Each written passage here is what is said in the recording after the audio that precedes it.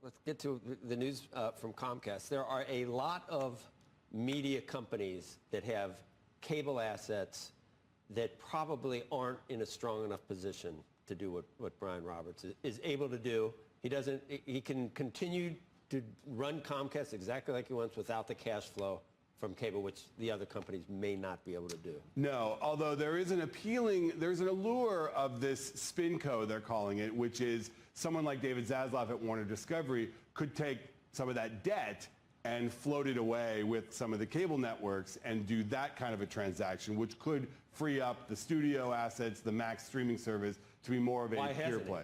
I think because of that cash flow issue. They don't have these other businesses around their content business like broadband or theme parks or all the other things that Comcast does, or frankly Disney does as well. And it's really challenging. The math is hard to do that on a company that is so based on cable. Then what was Comcast's rationale for? I mean, just because you can do something doesn't mean you should do something. Why are they doing? These are not growth businesses. The cable networks are not growth. Comcast is probably frustrated that they've been dragging down the stock. The stock has not been matching the market, as you guys know.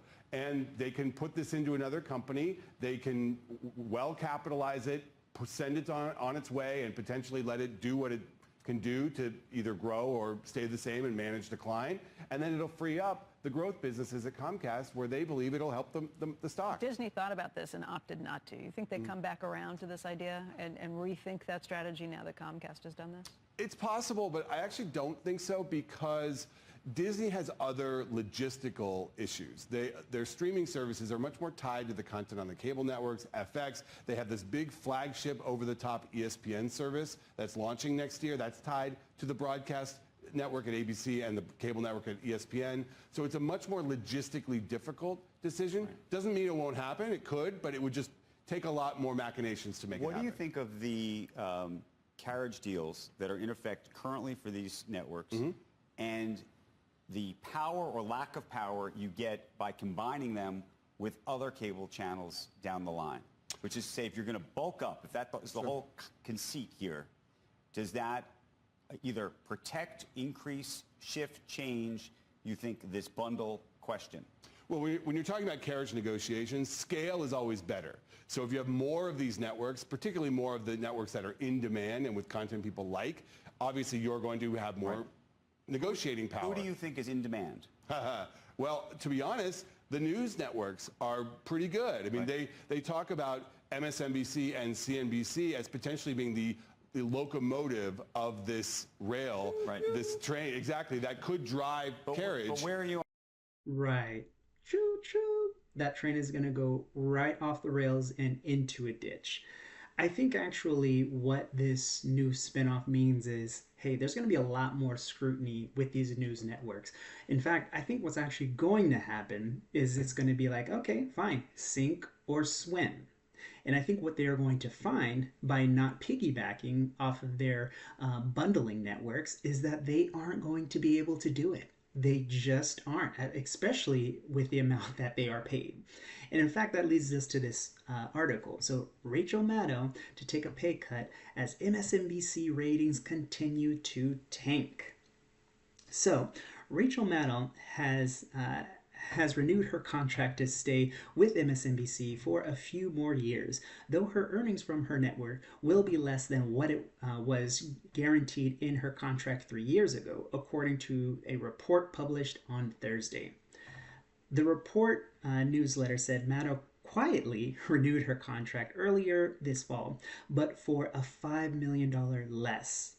My goodness, $5 million less than what it was 3 years ago. That Maddow's contract was valued at $30 million.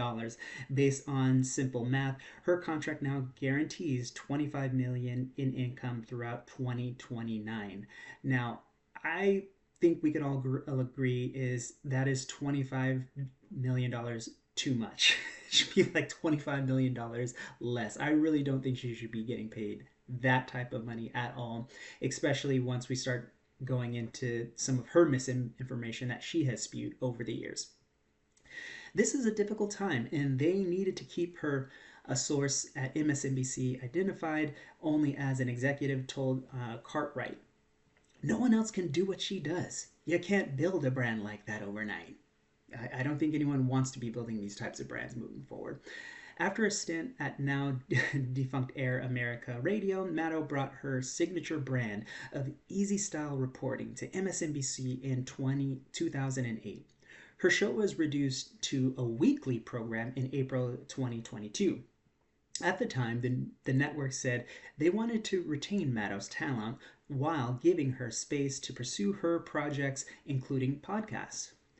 News of the contractual renewal came one day after Comcast executives announced their intention to separate MSNBC and other cable networks into a standalone business, one that is independent of the cable giant.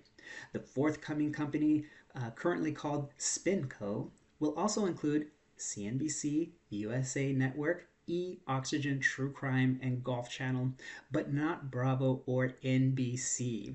So they won't be able to piggyback off the giant of NBC, and this is why I said earlier that this is actually going to be a sink or swim, and this is honestly why I think they are going to go right down with the ship on this one. So that choo-choo train's going to fall right off the rails, like I said, into a dish, busting in flames. Executives told MSNBC and CNBC staffers that once the spinoff is complete, they may have to shift away from the NBC branding and could lose access to the resources of NBC News. I wonder why. That usually doesn't happen if you are a powerhouse. Adding that the turbulence MSNBC has experienced a significant loss in viewership since Monday. When the co-hosts of the morning news and political affairs program Morning Joe affirmed a meeting with President-elect Donald Trump at his Florida home the prior week. Well, the Fox News at 9 Common Sense Department has a question. Can you imagine being a dedicated and determined Trump hater, and for years you spend your mornings turning on the TV to watch two other dedicated and determined Trump haters, only to find out that for years you got played because the Mr. and Mrs. MSNBC TV Trump haters that you trusted didn't really hate Trump. Turns out when you work for MSNBC, the money is a lot better when you act like you hate Trump. And Mr. and Mrs. MSNBC TV alleged Trump haters are truly exceptional actors. From fine people on both sides to Russian collusion to COVID cover-ups, they were all in all the time. Day after day, they ran down a Christmas list of Trump crimes that demanded punishment, almost as if they were celebrating and singing.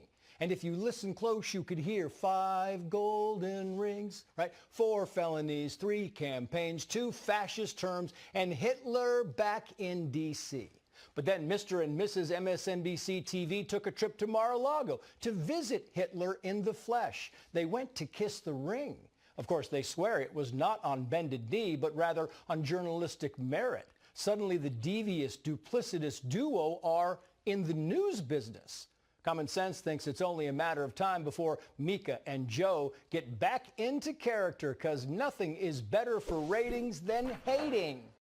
Right, and just to kind of piggyback off of that, so primetime viewership of Comcast-owned cable network fell 54%, while its daily average viewership has declined to 736,000, and it's down from 1.1 million last month. That, honestly, is abysmal, because as many of us know, many, YouTube streamers, many just influencers just in general get well past those daily viewership averages, or even, monthly viewership averages. I mean, they just demolish them.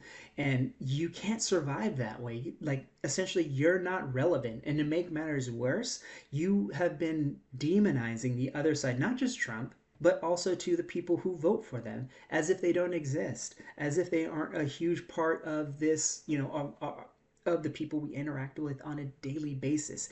You just can't do that. We have family members who, who vote, one way or the other.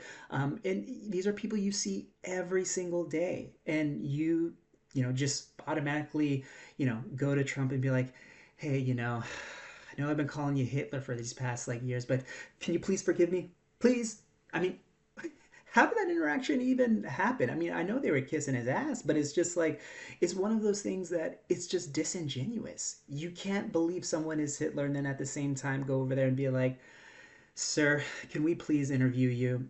I mean, it just doesn't make sense. And I think finally people are really starting to catch up. And so I honestly believe that once this spinoff happens, I mean, they are just going to become a thing of the past, like Don Lemon. Like, who's even watching him? He's just completely irrelevant. He's one of the clowns who's also was let go earlier on the CNN network. But tell me what you guys think, though. Love to hear your thoughts. All right, like and subscribe. See you later.